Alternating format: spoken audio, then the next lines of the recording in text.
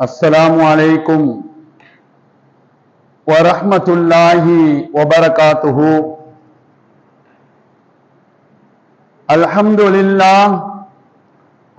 لله حمدا كثيرا وسبحان الله بكرة وأصيلا والصلاة والسلام على أشرف خلق الله بشيرا ونذيرا وداعيا إلى الله بإذنه وسراجا منيرا.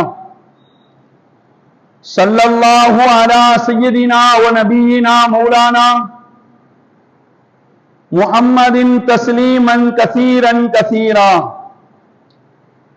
أما بعد فقد قال الله تعالى في القرآن العظيم: بسم الله الرحمن الرحيم.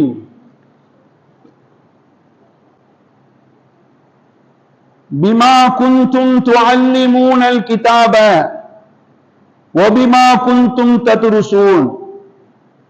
صدق الله المولانا العظيم.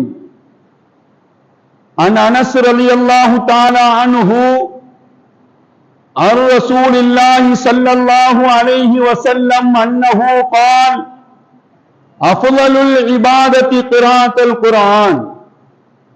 صدق نبي الله سيد البشر محمد رسول الله صلى الله عليه وسلم. எல்லா புகழும் நம்மை படைத்து பரிபாலிக்கக்கூடிய அல்லாஹ் ஒருவனுக்கே உரித்தாகுக. அல்லாஹுவின் அன்பும் அருளும் நமது உயிரிலும் மேலான ஹாத்தமுன் நபியீன் முஹம்மதுர் ரசூலுல்லாஹி ஸல்லல்லாஹு அலைஹி வஸல்லம் அவர்கள் மீதும் அவர்களை பின்பற்றி வாழ்ந்த சத்திய சஹாபாக்கள், தாபிஈன்கள், தபா தாபிஈன்கள், குறிப்பாக ஜும்மாவுடைய தொழுகையை நிறைவு செய்வதற்காக முன்னமே வருகை தந்திருக்கக்கூடிய நம் அனைவர்கள் மீதும் இனி வர இருக்கக்கூடிய மூமின்கள் அனைவர்கள் மீதும் அல்லாஹுவின் அன்பும் அருளும் என்றென்றும் நின்று நிலவட்டுமாக. ஆமீன். சங்கிக்குரிய அல்லாஹுவின் நல்லடியார்களே, உலக கல்வி ஆண்டின் நிறைவான காலகட்டத்திலும் மார்க்க கல்வி ஆண்டின் துவக்கமான காலகட்டத்திலும் நாம் இருந்து கொண்டிருக்கிறோம். ஆண்டுதோறும் பள்ளிக்கூடங்கள், மதர்சாக்கள் திறக்கப்படக்கூடிய அந்த நேரத்தில் அல்லது விடுமுறை விடப்படக்கூடிய காலங்களை ஒட்டி விழிப்புணர்வு பெறுவதற்காக இந்த ஜும்மாவின் மூலமாக கல்வியை குறித்து, நம்மளுடைய பிள்ளைகளின் கல்வி நிலைகளை குறித்து பேசக்கூடிய பழக்கம் பல ஊர்களிலே இருந்து வருகிறது. கல்வியை குறித்து பல நல்ல செய்திகளை இன்றைய ஜும்மாவில் பேசுவதற்கும் அதை கேட்பதற்கும் தொடர்ந்து அதை குறித்து சிந்திப்பதற்கும் வருங்காலங்களில் செயலாற்றுவதற்கும் வல்ல ரஹ்மான் கிருபை செய்வானாக. ஆமீன். சங்கிக்குரிய அல்லாஹ்வின் நல்லடியார்களே, மக்தப் மதர்சாவை குறித்து சில செய்திகளை இன்றைக்கு உள்ள பெற்றோர்களுக்கு, நமது ஊர் ஜமாத்தார்களுக்கு ஞாபகப்படுத்த வேண்டியது இருக்கிறது. ஏனென்றால் இங்கே நிறைய பெற்றோர்கள் இங்கே வருகை தந்திருக்கிறார்கள். நமது ஊர் ஜமாத்தார்கள் இங்கே வந்திருக்கிறார்கள். நமது ஊர் மதரசா ஆரம்பமாக இருக்கிறது. வீடுகளிலே உள்ள தாய்மார்களும் பெண்களும் இந்த பயானை கேட்டுக்கொண்டிருக்கிறார்கள். எனவே மக்தப் மதரசாவை குறித்து சில செய்திகளை உங்களின் நினைவுக்கு ஞாபகப்படுத்துவோம். சங்கிக்குரிய அல்லாஹ்வின் நல்லடியார்களே, நீண்ட கால பாரம்பரிய வரலாறு மக்தப் மதரசாவுக்கு உண்டு. நீண்ட கால பாரம்பரிய வரலாறு நாம் பள்ளிவாசலில் காலையிலும் மாலையிலும் ஓதி கொடுக்கக்கூடிய மக்தப் மதரசாவுக்கு உண்டு. நீண்ட கால பாரம்பரிய வரலாறு குர்ஆன் ஓதுவதற்கு உண்டு. குர்ஆன் ஓதக்கூடிய அந்த மக்தப் மதரசாவின் பாரம்பரியம் என்பது நீண்ட கால பாரம்பரிய வரலாறுக்கு சொந்தமானது. சங்கிக்குரிய அல்லாஹ்வின் நல்லடியார்களே, மக்தப் மதரசாவினுடைய பாரம்பரியம் என்பது சமீப காலமாக உருவான பாரம்பரியம் அல்ல. குர்ஆன் ஓதி கொடுக்கக்கூடிய அந்த மக்தப் மதரசாவின் பாரம்பரியம் வரலாறு அது சாதாரணமானதும் அல்ல. அது சாதாரணமான வரலாறு அல்ல. ரயீசுல் மலாயிகா, மலக்குமார்களின் தலைவர் சையதுனா ஜிப்ரீல் அலைஹிஸ்ஸலாத்து வஸ்ஸலாம் அவர்கள் கொண்டு வந்த பாரம்பரிய வரலாறு. அவர்கள் கொண்டு வந்த பாரம்பரிய வரலாறு. அல்லாஹ்வின் தூதர் நபிகள் நாயகம் ஸல்லல்லாஹு அலைஹி வஸல்லம் அவர்கள் கொண்டு வந்த பாரம்பரிய வரலாறு. மக்தப் மதரசாவின் பாரம்பரிய வரலாறு என்பது சஹாபிகள் கொண்டு வந்த பாரம்பரிய வரலாறு, முஹத்திஸீன்கள் கொண்டு வந்த பாரம்பரிய வரலாறு, முஃபஸ்ஸிரீன்கள் கொண்டு வந்த பாரம்பரிய வரலாறு, நம்முடைய முன்னோர்களான இமாம்கள் கொண்டு வந்த பாரம்பரிய வரலாறு. எனவே குர்ஆன் ஓத கற்றுக் கொடுக்கக்கூடிய அந்த மக்தப் மதரசாவின் வரலாறு என்பது இன்று நேற்று உருவானதல்ல, நீண்ட கால பாரம்பரிய வரலாறுக்கு சொந்தமானது. சங்கிக்குரிய அல்லாஹ்வின் நல்லடியார்களே, கொஞ்சம் தெளிவாகவே உங்களுக்கு நான் ஞாபகப்படுத்துவேன், கொஞ்சம் தெளிவாகவே உங்களுடைய நினைவுக்கு ஞாபகப்படுத்துவேன். சையதுனா ஜிப்ரீல் அலைஹிஸ்ஸலாத்து வஸ்ஸலாம் அவர்கள் பெருமானார் ஸல்லல்லாஹு அலைஹி வஸல்லம் அவர்களுக்கு குர்ஆன் ஓத கற்றுக் கொடுத்தார்கள், குர்ஆன் ஓத சொல்லிக் கொடுத்தார்கள். அருமை நாயகம் ஸல்லல்லாஹு அலைஹி வஸல்லம் அவர்கள் சஹாபிகளுக்கு குர்ஆன் ஓத சொல்லிக் கொடுத்தார்கள். ஸல்லல்லாஹு அலைஹி வஸல்லம் அவர்களுக்கு தனி சிறப்புகள் ஏராளமாக உண்டு. அதுல அல்லாஹ் சொல்லக்கூடிய ஒரு தனி சிறப்பு என்ன? யத்லு அலைஹிம் ஆயாத்திஹி, அந்த நபி நம்முடைய ஆயத்துகளை அவர்களை பின்பற்றக்கூடிய சஹாபிகளுக்கு ஓதி காட்டுவார் அல்லது ஓத சொல்லிக் கொடுப்பார் என்று அல்லாஹ் தனி சிறப்பாக, நபியினுடைய தனி சிறப்புகளில் இது ஒரு தனி சிறப்பாக அல்லாஹ் குர்ஆனிலே சொல்லி காட்டுவான். எனவே பெருமானார் ஸல்லல்லாஹு அலைஹி வஸல்லம் அவர்கள் சஹாபிகளுக்கு ஓத தனி கவனம் எடுத்து ஓத குர்ஆனை ஓத சொல்லிக் கொடுத்தார்கள் என்று வரலாறு நமக்கு சொல்லித்தரும். சங்கிக்குரிய அல்லாஹ்வின் நல்லடியார்களே, ஓதி சொல்லிக் கொடுத்த பிறகு ஸல்லல்லாஹு அலைஹி வஸல்லம் பெருமானார் சஹாபிகளுக்கு குர்ஆனை ஓத சொல்லிக் கொடுத்த பிறகு அரபு மொழியிலே உள்ள அந்த குர்ஆனை ஓத கற்றுக் கொடுப்பதற்கு ஆசிரியர்களை அறிமுகப்படுத்தினார்கள். அரபுலகத்துக்கு அதை குர்ஆனை ஓத கற்றுக் கொடுக்கக்கூடிய ஆசிரியர்களை அறிமுகப்படுத்தினார்கள். சங்கைக்குரிய அல்லாஹ் நல்லடியார்களே, எப்படி அறிமுகப்படுத்தினார்கள் தெரியுமா? அதை கூப்பிட்டு சொன்னார்கள். அழகான ஹதீஸ் வருகிறது, இங்கே ஞாபகப்படுத்துகிறேன். அழகான ஹதீஸ். ரூவிய அப்துல்லாஹ் இப்னு அம்ர் இப்னு ஆஸ் ரலியல்லாஹு தஆலா அன்ஹு அனின் நபி ஸல்லல்லாஹு அலைஹி வஸல்லம் அன்னஹு قال خذوا القرآن من أربعة خذوا القرآن من أربعة من ابن مسعود وأبي بن كعب وسالم مولى أبي حذيفة ومعاذ بن جبل. ஸல்லல்லாஹு அலைஹி வஸல்லம் சஹாபிகளுக்கு குர்ஆனை ஓத சொல்லி கொடுத்த பிறகு அரபுலகத்தை கூப்பிட்டு நபி ஸல்லல்லாஹு அலைஹி வஸல்லம் அவர்கள் அறிமுகப்படுத்தினார்கள். மக்களே, அரபு மொழியில் உள்ள இந்த குர்ஆனை நீங்கள் ஓத கற்றுக்கொள்ள வேண்டும் என்று நீங்கள் ஆசைப்பட்டால், நீங்கள் விரும்பினால் 4 பேர்கிட்ட போய் கத்துக்கங்க. குர்ஆனை ஓதணும் நீங்கள் ஆசைப்பட்டால், கற்றுக்கொள்ள வேண்டும் என்று ஆசைப்பட்டால் 4 பேரை தேடி போங்க, 4 பேரை தேடி போங்க என்று சொல்லிவிட்டு அதோடு விட்டு விடவில்லை, அவர்களுடைய பேரை சொல்லி அறிமுகப்படுத்தினார்.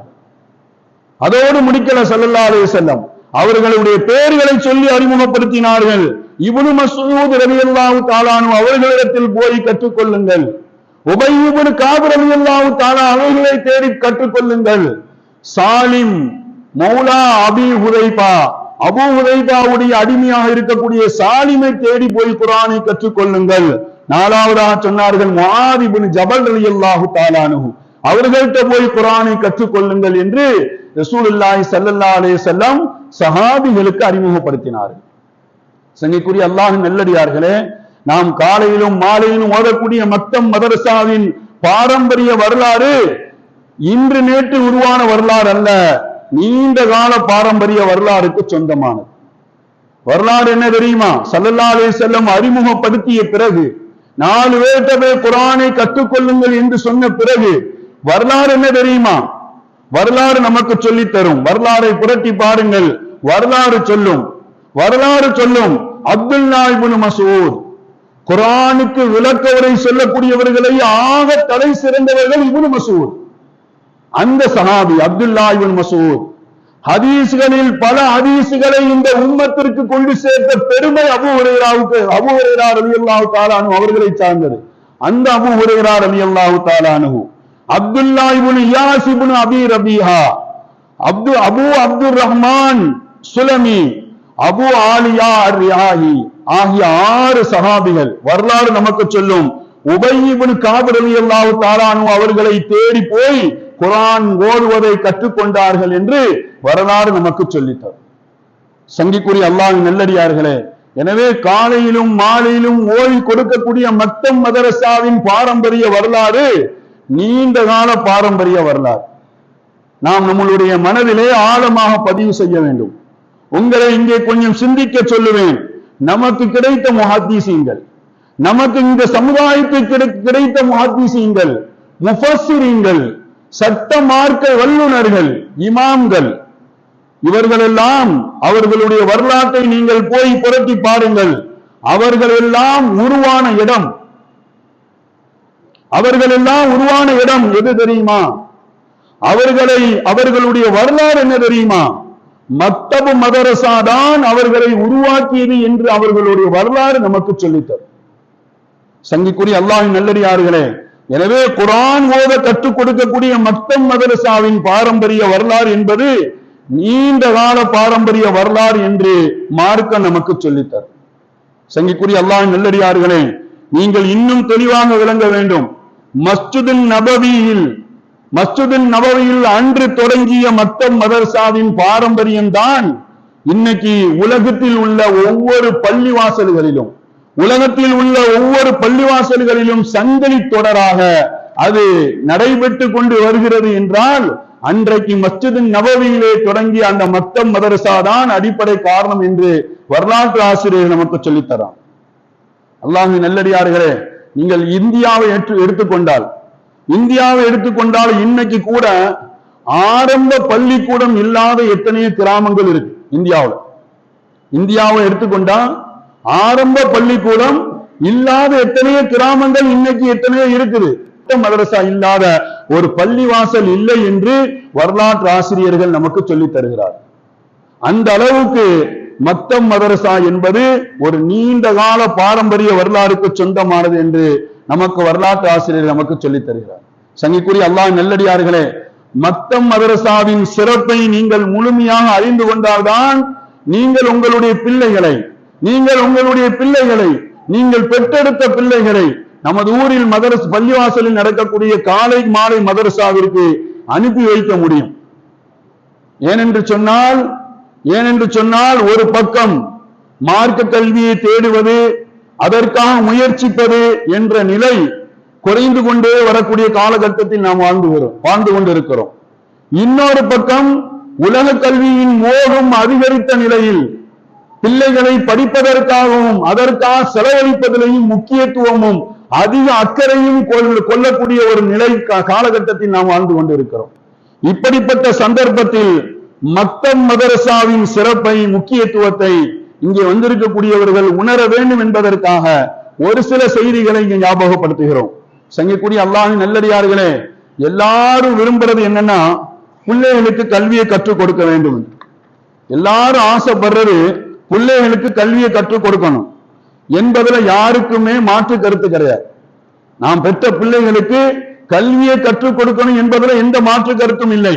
கல்வியை நாம அடுத்த தலைமுறைகளுக்கு கண்டிப்பாக கற்றுக் கொடுத்தே ஆக வேண்டும்.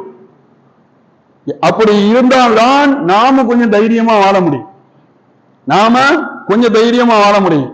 குழந்தைகளுக்கு கல்வியை கற்றுக் கொடுக்கிறோம், அவர்களை வளர்க்கிறோம் என்றால் எப்படிப்பட்ட கல்வியை நாம் அவர்களுக்கு கற்றுக் கொடுக்கிறோம், எப்படி நாம் வளர்க்கிறோம் என்பதிலே முதலில் நாம் வழங்க வேண்டும், நாம் சிந்திக்க வேண்டும்.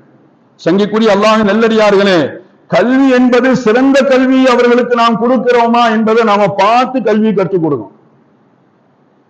அப்படி செய்தால்தான் அடுத்த தலைமுறைகள் அறிவோடு நல்ல முறையில் வாழ்வதற்கு சரியான முறையில் வாழ்வாங்க, அறிவோடு சரியாக இருப்பாங்க.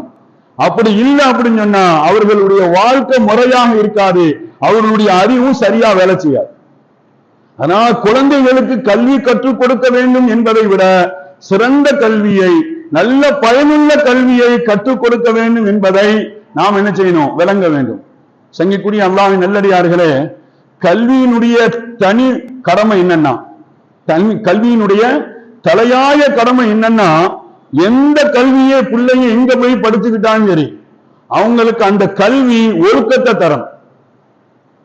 பிள்ளைங்க உலக கல்வியா இருந்தாலும் சரி, மார்க்க கல்வியா இருந்தாலும் சரி, கல்வியினுடைய தலையாய கடமை அவங்க எங்க போய் எந்த கல்வியை படித்துக் கொண்டாலும் அந்த கல்வி அவர்களுக்கு ஒழுக்கத்தை தரும். ஒழுக்கமில்லாத கல்வியும் விளைச்சல் இல்லாத விவசாயமும் வயலும் வீணானது என்று அறிஞர் பெருமக்கள் நமக்கு சொல்லி தருவாங்க. சங்கிக்குரிய அல்லாஹ்வின் நல்லடியார்களே, கல்வியின் பயன் அறிவு, அறிவின் பயன் பண்பாடு, பண்பாடின் பயன் ஒழுக்கம் என்று வரலாற்று ஆசிரியர்கள் எழுதுகிறார். சங்கிக்குரிய அல்லாஹ்வின் நல்லடியார்களே, இன்னைக்கு ஒரு தனி மனிதர் வாழ்க்கையில முன்னேற்றம் அடையணும்னா, அதே மாதிரி ஒரு குடும்பம் உயர்வு பெறணும், சமுதாயம் வளர்ச்சி அடையணும்னா ஒழுக்கத்தினால் தான் முடியும் என்று வரலாற்று ஆசிரியர் நமக்கு சொல்லி தர்றாங்க. இன்னைக்கு வாழக்கூடிய எல்லா பெற்றோர்களுக்கும் ஆசை இருக்கு.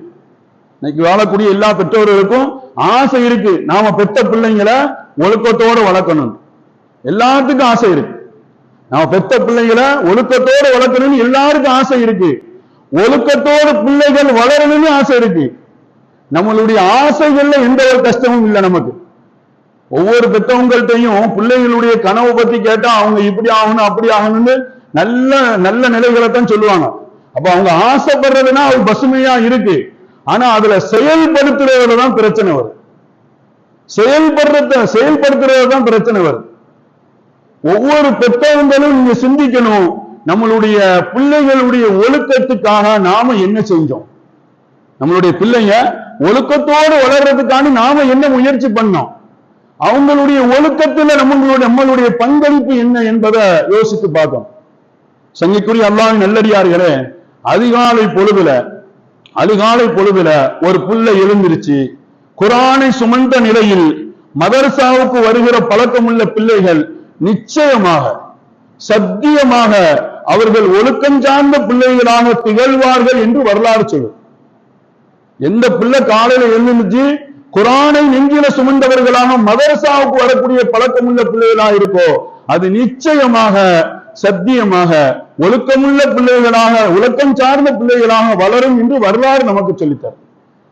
அல்லாஹ்வின் நல்லடியார்களே, 4 இமாம்களில் ஒரு இமாம் யாருன்னா அஹ்மத் இப்னு ஹம்பல் ரஹ்மத்துல்லாஹி அலைஹி. எல்லாருக்கும் தெரியும் அஹ்மத் இப்னு ஹம்பல் ரஹ்மத்துல்லாஹி அலைஹி. அவங்க இன்னைக்கு ஒரு தலை சிறந்த இமாமாக இன்னைக்கு திகழ்ந்திருக்கிறார்கள் என்றால் அதற்கு அவங்களுடைய தாயாருடைய முயற்சி தான். அதற்கு பின்னணியில் இருக்கக்கூடிய அவங்களுடைய தாயாருடைய அந்த அவங்க ஒழுக்கத்துல அவங்க எடுத்துக்கொண்ட பங்களிப்பு, அவங்க ஒழுக்கமா வளர்றதுல அவங்க எடுத்துக்கொண்ட முயற்சி. அவங்களே சொல்றாங்க, நான் 10 வயசா இருக்கும் பொழுது எனக்கு ஃபஜ்ருக்கு முன்னாடியே சுபுஹ் முன்னாடியே என்னுடைய தாய் என்ன செஞ்சிருவாங்க, எழுப்பி விட்டுருவாங்க. அதே குளிர்காலமா இருந்துச்சுன்னா தொழுகைக்கு போறதுக்காண்டி ஒழுவு செய்யறதுக்காண்டி வெண்ணி போட்டு தருவாங்க. ஒழுவு செய்துட்டு வந்த பிறகு என்னுடைய உடல் உறுப்புகள்ல தொலைச்சு விட்டுட்டு எனக்கு ட்ரெஸ் மாத்தி விடுவாங்க. அதற்கு பிறகு தான் தன்னுடைய புர்காவை எடுத்து மாட்டிக்கிட்டு சால்வை தலையை போட்டுட்டு என்னுடைய கையை பிடிச்சு கூட்டு வருவாங்க. ஏன்னா எங்க வீட்டுல இருந்து பள்ளிவாசல் ரொம்ப தூரம், போகக்கூடிய பாதைகளும் இருளாக இருக்கும்.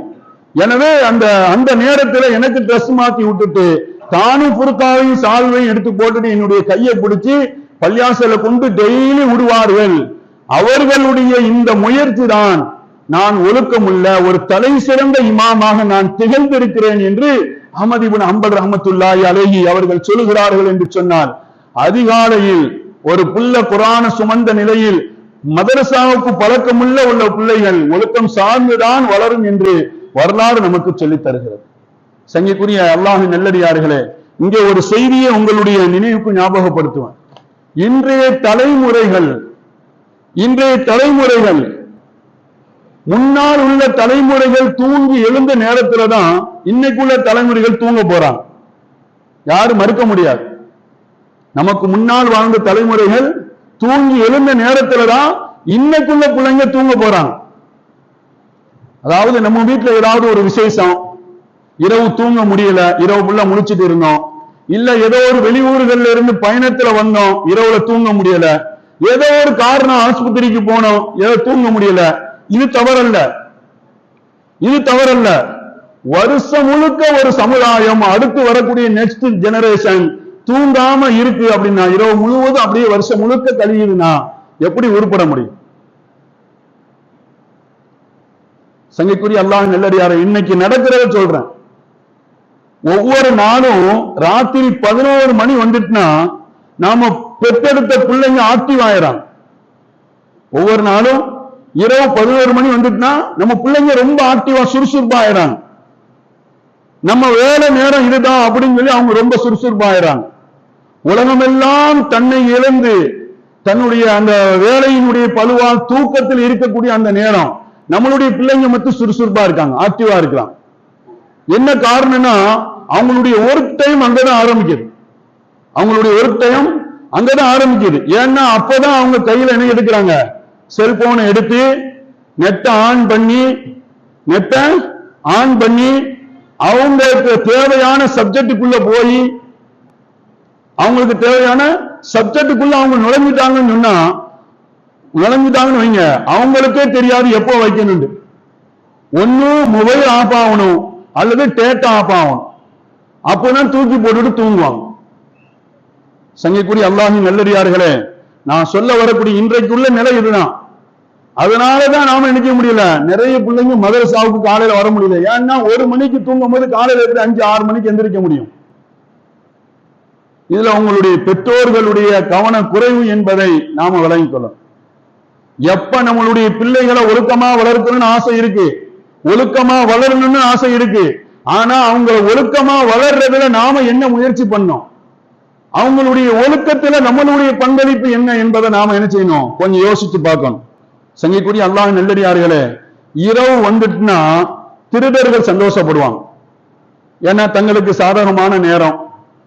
அல்லது தப்பு செய்யறவங்க சந்தோஷப்படுவாங்க, ஏன்னா அவங்களுக்கு இருள் தேவைப்படுது, அதனால அவங்களுக்கு ஒரு சந்தோஷம். அதே மாதிரி இது எல்லாவற்றையும் விட அல்லாஹ்வின் நல்லடியார்கள் சந்தோஷப்படுவாங்க. ஏன்னா தஹஜ்ஜத் தொழுகலாம், கியாமுல் லைல்ல இரவு நேரங்கள்ல தொழுகையில கழிக்கலாம், அவங்க சந்தோஷப்படுவாங்க. இன்னைக்கு இருக்கக்கூடிய ஒவ்வொரு பெற்றவங்களும் இந்த 3ல நம்மளுடைய பிள்ளை எந்த லிஸ்ட்ல சேருவாங்களோ யோசிக்கணும். இந்த 3 லிஸ்ட் இருக்கு, இதுல நம்மளுடைய பிள்ளைகள் எந்த தலைப்பின் கீழே வருவாங்க என்பதை யோசிக்கணும். சங்கைக்குரிய அல்லாஹ்வின் நல்லடியார்களே, இஷாவுக்கு பின்னால் பேசுறது தடை செய்யப்பட்ட காரியம் ஹதீஸ்ல வரும். சஹீஹ் புகாரில பாபுன் நஹி அன் சம்ரத்துல் லைல், இஷாவுக்கு பின்னால் பேசுவது தடை என்று ஒரு தனி தலைப்பை போட்டு ஒரு பாடம் வருது. அதுல ஒரு அழகான செய்தி வருது. ரசூலுல்லாஹி ஸல்லல்லாஹு அலைஹி வஸல்லம் கானன் நபி ஸல்லல்லாஹு அலைஹி வஸல்லம் யக்ரஹுன் நௌமு கபலல் இஷா வல் ஹதீஸு பாதல் இஷா, இஷாவுக்கு முன்னால் தூங்குவதை ஸல்லல்லாஹு அலைஹி வஸல்லம் அவர்கள் வெறுத்தார்கள். இஷாவுக்கு பின்னால் பேசுவதை ரசூலுல்லாஹி ஸல்லல்லாஹு அலைஹி வஸல்லம் அவர்கள் வெறுத்தார்கள் என்று இமாம் சஹீஹ் புகாரி ரஹ்மத்துல்லாஹி அலைஹி தங்களுடைய கிதாபிலே இந்த ஹதீஸை பதிவு செய்றாங்க. ஆனா இன்னைக்கு அடுத்த தலைமுறையாக இருக்கக்கூடிய நம்மளுடைய பிள்ளைகள் இரவு பூரா பகலாக்கிறாங்க, பகல் பூரா இரவாக்கிறாங்க.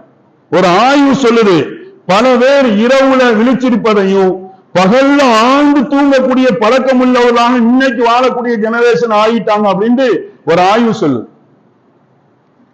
சங்கைக்குரிய அல்லாஹ்வின் நல்லடியார்களே, இன்னைக்கு அப்படிப்பட்ட ஒரு நிலையில தான் நம்மளுடைய பிள்ளைகளுடைய வாழ்க்கை நிலைகள் கழிந்து கொண்டு இருக்கிறது என்பதை நாம உணரணும். அல்லாஹ்வின் நல்லடியார்களே, மிட் நைட் 1 மணி 1:30 மணிக்கு தான் தூங்க போறாங்க, காலையில 11-12 மணிக்கு தான் அவங்க கண்ணு முழிக்கிறான். இப்படிதான் ஒரு நாள் இல்ல, வருஷம் முழுவதும் இப்படிதான் கழியும். நான் மிகைப்படுத்தி பேசுறதான நீங்க யாரும் நினைக்க வேண்டாம். அப்படி யாராவது சந்தேகப்பட்டீங்கன்னா நீங்க ஒரு சர்வே பண்ணி பாருங்க. யாராவது அப்படி சந்தேகப்பட்டீங்க, என் புள்ள அப்படி இருக்காது அப்படின்னு யாராவது நினைச்சீங்கன்னா நீங்க கொஞ்சம் சர்வே பண்ணி பாருங்க. நைட்டு காலையில சுபுவுக்கு எந்திரிச்ச பிறகு உங்களுடைய பிள்ளைகளுடைய வாட்ஸ்அப்புக்குள்ள போய் அவங்களுடைய பேருக்கு இருக்கக்கூடிய அந்த டைம் காட்டு பாருங்க. லாஸ்ட் சீன் டுடே அப்படின்னு அந்த இதுல போய் டயத்தை பாருங்க. மாசத்துல 10 நாள் அல்லது 20 நாள் அவங்க 1 மணிக்கு மேலதான் நெட் ஆன் ஆஃப் பண்ணிட்டு தூங்கலாம். எதுக்காக சொல்றேன்னா, இன்றைய தலைமுறைகளும் சரி, அடுத்து வளரக்கூடிய தலைமுறைகளும் சரி, ஆன்லைன்ல மூழ்கி போய் இருக்கிறாங்க. இரவு முழுக்க ஆன்லைன்லயே அவங்களுடைய வாழ்க்கை கழிகிறது என்று ஒரு ஆய்வு நமக்கு சொல்லி தருகிறது. சங்கைக்குரிய அல்லாஹ்வின் நல்லடியார்களே, இமாம்கள் நமக்கு எழுதுறாங்க, ஒரு புள்ள காலை அதிகாலையில் எழுந்தால் என்னென்ன நன்மைகளை அந்த புள்ள வாழ்க்கையில பெறும் என்பதை இமாம்கள் நமக்கு சொல்லித்தரான். ஒரு புள்ள அதிகாலை மதரசாவுக்கு போறதுக்காண்டி சுபுவுக்கோ அல்லது சுபுவுக்கு பின்னாடியோ எழுந்து மதரசாவுக்கு வந்தா அந்த பிள்ளைகளுடைய வாழ்க்கையில் பெறக்கூடிய பலாபலன்கள் என்ன என்று இமாம்கள் ஒரு 8 செய்திகளை எழுதுறான். சங்கைக்குரிய அல்லாஹ் நல்லடியார்கள், அதுல ஒரே 3 செய்தியை மட்டும் சொல்லிட்டு முடிச்சுக்கிறேன். அதுல முக்கியமானது எதுன்னா, உடல்ல உங்களுடைய யாருக்கு எந்த பிள்ளைங்க காலையில எந்திரிக்கிறாங்களோ அந்த பிள்ளைகளுடைய உடல்ல சுறுசுறுப்பு கிடைக்குதாம். இந்த பிள்ளைகளுடைய உடல்ல சுறுசுறுப்பு, அன்னைக்கு நாள் முழுவதும் நீங்க எந்த வேலையை செய்ய சொன்னாலும் அவங்க சுறுசுறுப்பா செய்வாங்க. என்ன வேலைகள் அவர்கள் செஞ்சாலும் அது அவங்களுக்கு ஆர்வமான வேலையா இருந்தாலும் சரி, ஆர்வம் இல்லாத வேலையா இருந்தாலும் சரி, சுறுசுறுப்பு அவங்களுடைய உடம்புல இருக்கும். 2வது சொல்றாங்க, சிந்தனை திறன் அதிகரிக்கும். எந்த பிள்ளைங்க காலையில வெள்ளனை எந்திரிக்குதோ அந்த பிள்ளைகளுடைய சிந்தனை திறன் அதிகரிக்கும் என்று இமாம்கள் எழுதுறாங்க. அதிகாலையில மனசு இருக்க செயல்திறனுக்கு தயாரா இருக்குமா. அதிகாலையில் எழுந்திருக்கக்கூடிய பிள்ளைகளுடைய மனசு செயல்படுறதுக்கு தயாரா இருக்கும். அந்த நேரத்தில் எந்திரிச்சு படிக்கக்கூடிய பிள்ளைகள், ஓடக்கூடிய பிள்ளைகளுக்கு அவர்கள் என்ன படிக்கிறாங்களோ அப்படியே சிந்தனையில அவர் சேவாயிரும், அப்படியே பதிவாகிவிடும். அவர்கள் வாழ்க்கையின் லட்சியத்தை, உயர்ந்த லட்சியத்தை அடைவார்கள் என்று இமாம்கள் நமக்கு சொல்லித் தர்றான். 3வது, அவர்கள் ஆரோக்கியத்தை பெறுகிறார்கள். யார் அதிகாலையில் எழுந்திருக்கிறாங்களோ வாழ்நாள் முழுவதும் ஆரோக்கியத்தை பெறுகிறார்கள். உடல் இருக்க ஒரு உயிரியல் கடிகாரம் மாதிரி செயல்படுமா. எழுதுறாங்க, உடல் ஒரு உயிரியல் கடிகாரம் மாதிரி செய்யப்படும். நாம வழக்கமா தூங்கிட்டு வழக்கமா அதிகாலையில எழுந்திருச்சுட்டா அதை வச்சு அது உறுதி செய்யுமா இவனுடைய உடல் கரெக்டா இருக்கு. இப்படி கரெக்டா படுத்துட்டு கரெக்டா காலையில அதிகாலையில எழுந்திருக்கிறதுனால அது உறுதி செய்த பிறகு உடல்ல மூளை, இதயம், வயிறு போன்ற நோய்களில் இருந்து யார் அதிகாலையில் எழுந்திருக்கிறார்களோ அவர்கள் ஆரோக்கியத்தை பெறுகிறார்கள் என்று இமாம்கள் எழுதினார். சங்கைக்குரிய அல்லாஹ்வின் நல்லடியார்களே, எனவே நம்மளுடைய பிள்ளைகள் இன்றைக்குள்ள பழக்கத்தை ஃபுல்லா மாற்றணும். இத்தனை மணிக்கு மேல வீட்டுக்கு வர்றத அனுமதிக்க கூடாது. இத்தனை மணிக்கு மேல செல்போன் அவர்களுடைய கையில கொடுக்க கூடாது. அப்படிங்கிற பெற்றோர்களுடைய கண்டிஷன் தான் அவர்களை சிறந்த தலைமுறையினரா அவர்களை வளர்க்கும் என்பதில் எந்த விதமான சந்தேகம் இல்லை. சங்கைக்குரிய அல்லாஹ்வின் நல்லடியார்களே, ஒரே ஒரு செய்தி, நம்ம காலையில ஒரு மணி நேரம் மதரசா நடத்துறோம், அசருக்கு பிறகு 1 மணி நேரம் மதரசா நடத்துறோம். அதை நீங்க சாதாரணமா கருதாதீங்க. அதனால உலகத்தில் மிகப்பெரிய ஒரு வெற்றியை அடைந்த வரலாறு நம்ம இஸ்லாமிய வரலாறு நமக்கு சொல்லித்தரு. சங்கைக்குரிய அல்லாஹ்வின் நல்லடியார்களே, மக்காவுல இஸ்லாம் பிறந்தாலும் அது வளர்ந்ததும் பரவியதும் மதீனாவுல. மக்காவுல இஸ்லாம் பிறந்தாலும் அது வளர்ந்ததும் அது உலகமெல்லாம் பரவியது எங்க இருந்தான்? மதீனாவுல இருந்துதான். மதீனாவில் இஸ்லாம் பிறந்ததற்கு அடிப்படை காரணம் என்னன்னா, என்ன காரணம்? மக்தப் மதரசா தான் என்று வரலாற்று ஆசிரியர் எழுதுறான். உதாரணமா நீங்க குர்ஆனுடைய வரலாறு நீங்க புரட்டி பாத்தீங்கன்னா, எல்லா நபிமார்களும் இஸ்லாத்தை பரப்புறதுக்காண்டி ஒரு ஊருக்கு போவாங்க, ஒரு ஊர்ல பரப்பாங்க, இன்னொரு ஊருக்கு போவாங்க. இப்ராஹிம் அலைஹிஸ்ஸலாம் அவங்க ஈராக்ல பிறந்தாங்க, சிரியாவுல போய் இஸ்லாத்தை சொல்றதுக்காண்டி போனாங்க. அதே போல லூத் அலைஹிஸ்ஸலாம் அவங்க சிரியால பிறந்தாங்க, இன்னொரு ஊர்ல போய் இஸ்லாத்தை சொல்றதுக்காண்டி போனாங்க. குர்ஆனுடைய வரலாறு நீங்க புரட்டி பார்த்தா நபிமார்கள் ஒரு ஊர்ல பிறப்பாங்க, இன்னொரு ஊர்ல போய் தான் இஸ்லாத்தை சொல்லுவாங்க. ஆனா மதீனாவுடைய வரலாறு நீங்கள் எடுத்து பார்த்தால் ரசூலுல்லாஹி ஸல்லல்லாஹு அலைஹி வஸல்லம் மதீனாவுக்கு போறதுக்கு முன்னாடியே மதீனாவாசிகள் இஸ்லாம் ஆயிட்டாங்க. நீண்ட வரலாறு. மதீனாவாசிகள் இஸ்லாம் ஆயிட்டாங்க. அதற்கு அடிப்படை காரணம் என்னன்னா, அங்க ஆரம்பிக்கப்பட்ட மக்தப் மதரசா. அங்க ஆரம்பிக்கப்பட்டு குர்ஆன் ஓத சொல்லிக் கொடுத்த அந்த மக்தப் மதரசாவின் மூலமா தான் மதீனாவாசிகள் அத்தனை பேரும் இஸ்லாத்துக்கு வந்தார்கள். அதனாலதான் ஸல்லல்லாஹு அலைஹி வஸல்லம் மக்காவிலிருந்து ஹிஜ்ரத் செய்து மதீனாவுக்கு போகும்போது மதீனாவினுடைய எல்லையில மதீனாவாசிகள் அவங்களை வரவேற்கிறதுக்காண்டி நாள் கணக்குல காத்துக்கிறாங்க. வரலாறு நமக்கு சொல்லும். ஸல்லல்லாஹு அலைஹி வஸல்லம் மதீனாவுக்கு போறதுக்கு முன்னாடி இஸ்லாம் வந்ததனுடைய வரலாற்றின் அடிப்படையில் மக்தப் மதரசா என்று வரலாற்று ஆசிரியர்கள் சொல்லி தருவாங்க. அதனால காலையில 1 மணி நேரம் தானே, மாலையில 1 மணி நேரம் தானே நினைக்காதீங்க. அதை கொண்டு உங்களுடைய பிள்ளைகளுடைய வாழ்க்கையில் ஒரு சிறந்த ஒரு மாற்றத்தை, ஒழுக்கத்தை, ஒரு உயர்ந்த வளர்ச்சியை அடைவார்கள் என்பதில் எந்த விதமான சந்தேகம் இல்லை. எனவே நம்மளுடைய பள்ளியாசலில் நடக்கூடிய மதரசா திங்கட்கிழமையிலிருந்து ஆரம்பிச்சிட்டோம். இன்னும் எல்லாத்துக்கும் தெரியும், போன வாரமும் ஜும்மாவுக்கு பிறகு அறிவிப்பு செஞ்சிருக்கிறோம். ஆனா இன்னும் பாதி பிள்ளைங்க தான் வந்திருக்கிறான். நம்ம ஊருடைய ஒரு கெட்ட பழக்கம் என்னன்னா, நம்ம அதை மாற்றணும். ஏதாவது ஒரு 5 நாள் ஸ்கூல் லீவ் விட்டா உடனே குடும்பத்தோட பெட்டியை தூக்கிட்டு கிளம்பிடுறான். இந்த மாற்றணும். ஏன்னா நம்மளுடைய பிள்ளைகளுடைய நலனுக்காக நம்ம இன்னைக்கு இருக்கக்கூடிய நிர்வாகம் நிறைய மாற்றங்கள் செய்யுது. இன்னைக்கு இருக்கக்கூடிய நிர்வாகம் மக்தப் மதரசா நிறைய மாற்றங்கள் செய்து எவ்வளவு முயற்சி பண்ணிட்டு இருக்காங்க. வெள்ளிக்கிழமை லீவ் விட்டதை கூட அவங்க எவ்வளவோ நாங்க முடியாதுன்னு சொன்னோம். நிர்வாகம் இல்ல, பிள்ளைங்க நல்லா சந்தோஷமா தூங்கட்டும், குடும்பம் நல்ல மாதிரியா இருக்கட்டும் அப்படிங்கிறதுக்காண்டி என்ன செஞ்சாங்க, ஞாயிற்றுக்கிழமையா மாத்தி வச்சாங்க. ஆனா பெற்றோர்கள் கொஞ்சம் மாறணும். பெற்றோர்கள் கொஞ்சம் மாறணும். இந்த லீவ் விட்டவன பெட்டி தூக்கிட்டு போறக்கூடிய அந்த பழக்கத்தை விடும். சங்கிக்குரிய அல்லாஹ் நல்லடியார்களே, ஏற்கனவே நம்ம 40 நாள் லீவ் விட்டோம். இதுலயே பாதி மறந்துட்டாங்க பிள்ளைங்க. 40 நாள் நோன்பு ஒட்டி லீவ் விட்டோம். இதுலயே நிறைய மறந்துட்டாங்க. நிறைய பிள்ளைங்க எந்த இடத்துல எப்படி நிப்பாட்டணும், எப்படி நீட்டணும் அப்படின்னு சொல்லி கொடுத்த பிள்ளைங்க, நல்ல ஓதுற பிள்ளைங்க இப்ப 3-4 நாளா மதரசாவுக்கு வந்து அது தெரியல, மறந்துட்டாங்க. இப்படிப்பட்ட நிலையில ஸ்கூல் லீவ் 1 மாசம் விட்டுட்டாங்கன்னு சொல்லி ஜூன் 1 வந்துடலாம், முதல் தேதிக்கு வந்துக்கலாம்னு சொல்லி பெட்டி படுக்கையோட நம்ம வந்து எங்கேயோ வெளியூர்ல போய் இருந்தோம் அப்படின்னா நம்ம பிள்ளைகளுடைய கல்வி வளர்ச்சியிலையும் அவங்க ஒழுக்க வளர்ச்சியிலையும் நம்மளுடைய பங்களிப்பு என்ன?